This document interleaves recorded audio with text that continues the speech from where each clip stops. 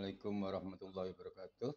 Teman-teman mahasiswa psikologi yang saya hormati, marilah kita mulai kuliah filsafat pada kesempatan kali ini dengan pertama-tama menyampaikan puji syukur kepada Allah SWT atas berkat dan rahmatnya sehingga kita semuanya dapat berkumpul di dunia virtual ini dalam keadaan sehat walafiat. Mudah-mudahan dengan terus kita bersyukur kepada Allah Tuhan Yang Maha Esa, Tuhan akan memberikan kita kebaikan yang lebih banyak lagi bagi kita sendiri. Amin, amin ya rabbal alamin. Yang kedua, kita doakan teman-teman kita yang tidak bisa hadir karena sesuatu hal, sakit dan sebagainya sehingga tidak bisa ditinggalkan.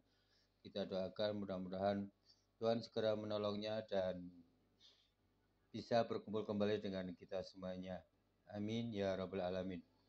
Teman-teman yang saya hormati, jadi kemarin kita banyak mengkaji tentang pengantar filsafat, lalu kemudian struktur dalam filsafat itu menyangkut tentang ontologi, epistemologi, dan aksiologi ya. Jadi kalau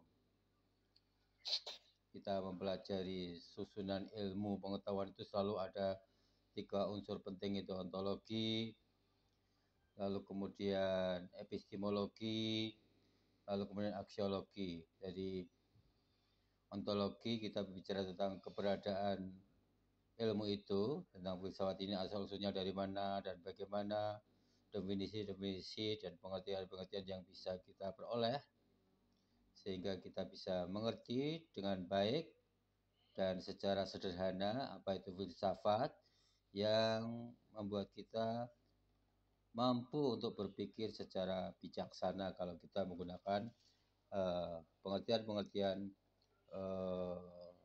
harfiahnya gitu ya dari filosofia. Lalu epistemologi kita bicara tentang sumber kebenaran, metode kebenaran ini ya, sumber kebenaran didapat dari filsafat ini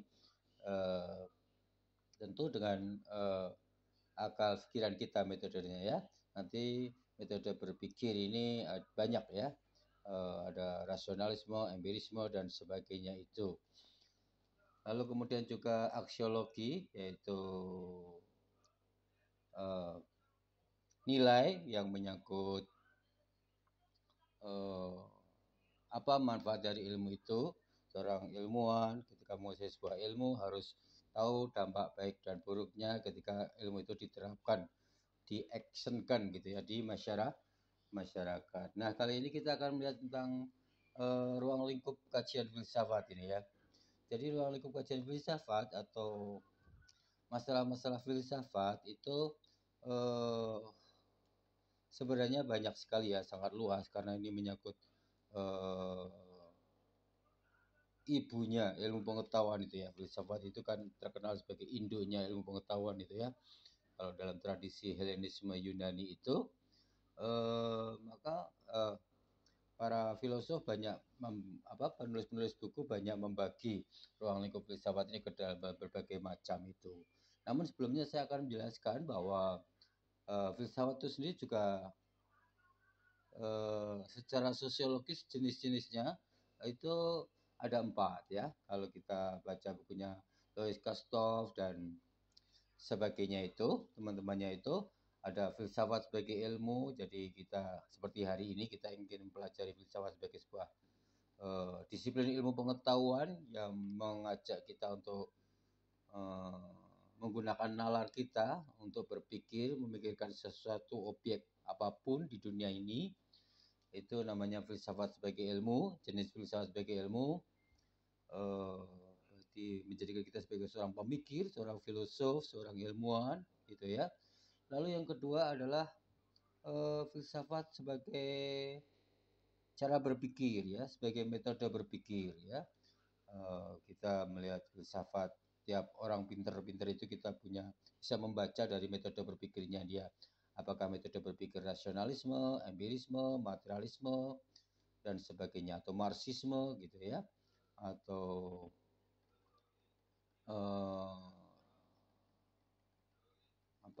kapitalisme dan sebagainya. Itu metode berpikirnya ya, sebagai cara berpikir gitu ya. Oh ini menggunakan metode berpikir ini, kritisisme dan sebagainya itu. Lalu filsafat sebagai pandangan hidup ya, seperti orang Jawa ini pandangan hidupnya menggunakan banyak filosofinya itu ya, atau Pancasila itu ya yang menjadi dasar negara kita itu merupakan pandangan hidup bangsa Indonesia, itu berisi nilai-nilai filosofis ya yang membentuk pandangan hidup masyarakat Indonesia. Jadi kita punya pandangan hidup seperti yang kemarin saya jelaskan, ngono yo ngono ning aja ngono, urip mung mampir ngombe gitu ya. Urip mung sak derma, aja adigang adigung adiguno, itu filsafat sebagai pandangan hidup. Siapa yang manjata wajata, siapa yang bersungguh-sungguh akan berhasil, atau di barat itu the time is money, waktu adalah uang, itu adalah filsafat sebagai pandangan hidup yang tentu berbeda-beda di masing-masing bangsa atau masing-masing individu maupun kelompok. Lalu filsafat sebagai metode ya, metode filsafat tadi yang saya jelaskan. Itu bersama dengan cara berpikir ya. Kalau cara berpikir itu lebih banyak kepada epistemologinya, tapi kalau metode lebih pada metode ilmunya itu ya, metode fisika, beda dengan ilmu sosial, ilmu psikologi dan sebagainya itu ya. Jadi itu ya, memang kalau filsafat sebagai metode itu kan kalau kita baca bukunya dari pengantar filsafat Louis Castro misalnya, ada yang pokok itu ada 3 metode ya, yang penting yang harus kalian ketahui, yaitu metode historis, metode sistematis dan metode kritis gitu ya. Kalau kita menggunakan metode filsafat yang diajarkan di studi filsafat ini, ada 3 metode penting dalam menggunakan filsafat sebagai metode. Metode sistematis, yaitu mengajari kita untuk berpikir sistematis tentang pengertiannya, definisi-definisinya, penjelasannya dan sebagainya, itu metode berpikir sistematis gitu ya. Lalu metode historis, jadi mengkaji filsafat dengan pendekatan historisnya, ya, sejarah filsafat dari Yunani, dari Plato, Aristoteles sampai Demokritus dan sebagainya itu ya, dari era klasik, era modern dan era postmodern gitu ya. Itu metode historis. Ada metode kritis ya. Metode kritis itu kita selalu mempersoalkan ide-ide filsafat, pemikiran filsafat gitu ya. Misalnya hidup itu mau mampir ngombe, itu kita kalau pakai metode kritis, apa hidup itu cuma mampir minum, ternyata juga mampir makan, mampir sholat, sembahyang, mampir beribadah dan sebagainya itu. Jadi metode kritis itu selalu menggugat kemapanan sebuah pandangan filsafat itu. Ya. Jadi itu ya, metode penting yang harus kalian kuasai, metode sistematis yang memberikan pengertian-pengertian kita dalam mempelajari filsafat itu, pengertian-pengertiannya, definisi-definisinya, gagasan-gagasannya, ide-idenya dan penjelasan-penjelasannya itu. Lalu kemudian metode historis, kita mempelajari filsafat dengan mengetahui sejarahnya, ya, periodisasinya, perkembangannya dari fase klasik, fase modern, fase postmodern dan sebagainya itu. Lalu kemudian metode kritis gitu ya, mempersoalkan pandangan-pandangan filsafat yang telah ada, ide-ide filsafat yang ada, pemikiran-pemikiran filsafat yang telah ada. Itu kritisisme, selalu mengkritik. Mengkritik itu kalau dalam bahasa Jawa itu mungkin golek kesalahannya wong gitu ya, jadi kurang bagus itu ya secara etis. Tapi dalam berpikir, metode kritis itu penting untuk mengetahui sebuah kelemahan sebuah pemikiran ya, kalau dalam filsafat itu. Sehingga setiap pemikiran manusia itu sebenarnya punya kelemahan, karena memang tidak ada yang absolut pada diri manusia kecuali Tuhan itu sendiri ya. Lalu kemudian ruang lingkup filsafat itu sendiri. Kalau kita pelajari ruang lingkup filsafat ini, kita bisa melihat dari pikirannya Alberi Castel gitu ya. dari bukunya Louis Kastov itu ruang lingkupnya dibagi menjadi 5 itu ya. Tentang theological problem, jadi filsafat mengkaji masalah-masalah ketuhanan, alam semesta dan seisinya ini, ya, manusia dan seisinya ini, itu disebut dengan theological problem, ya. Kita mengkaji Tuhan, alam semesta, manusia dan sebagainya, itu bagian dari theological problem. Lalu kemudian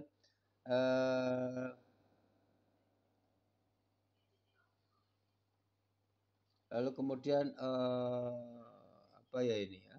Epistical problem, ya.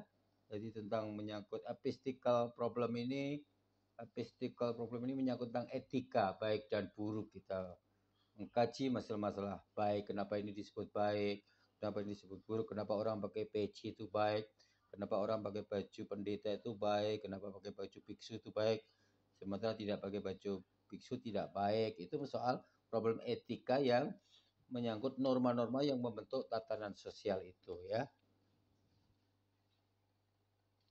Lalu kemudian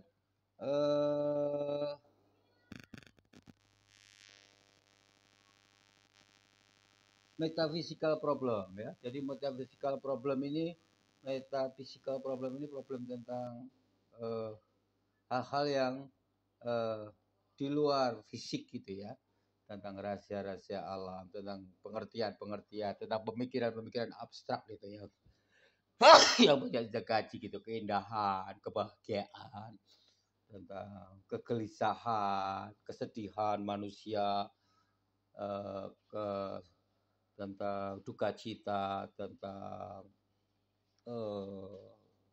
apa, tentang kesengsaraan dan sebagainya, itu masuk di dalam metaphysical problem. Lalu kemudian political problem, ya, masalah filsafat juga mengenai tentang political problem, tentang kekuasaan ini. Kenapa penguasa itu ada yang zalim, ada yang tidak? Kenapa penguasa itu harus bijaksana, mengeluarkan kebijakan yang bagi masyarakat umum, tidak hanya bagi dirinya sendiri? Kenapa penguasa itu harus menguasai segala sesuatu yang menjadi kebutuhan orang yang dikuasainya dan sebagainya? Itu namanya political problem. Jadi masalah-masalah filsafat juga menyangkut masalah politik. Lalu kemudian historical problem, ya, tentang sejarah, problem kesejarahan, ya, tentang manusia, sejarah manusia yang dari siklus-siklusnya, kenapa ada perang, kenapa ada perdamaian, kenapa ada kehancuran sebuah peradaban, itu dipertanyakan di dalam lapangan-lapangan filsafat itu, ya. Memang menurut para ilmuwan itu secara umum, ya, kalau di luar pikirannya Profesor Alberi Castel ini, ada 6, ya, secara umum para filosof atau para penulis buku itu. Yang pertama tentang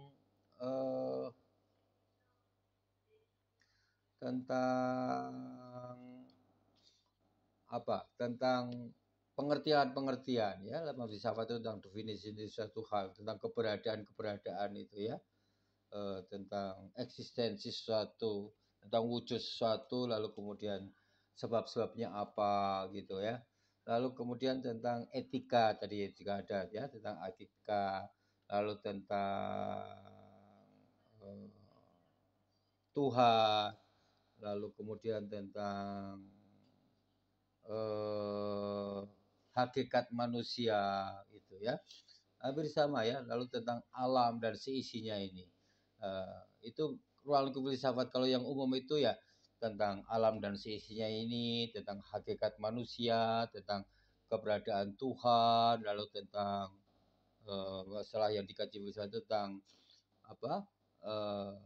Pengertian-pengertian, definisi-definisi dari segala masalah tentang kehidupan ini, ya.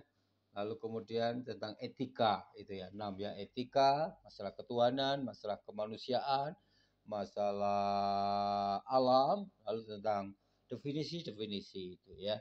Saya kira itu saja, ya, teman-teman semuanya yang perlu saya jelaskan. Singkat saja, saya ingin menjelaskan secara sederhana aja karena kalau kita mempelajari filsafat secara rumit dengan bahasa-bahasa yang abstrak sulit dipahami itu ya.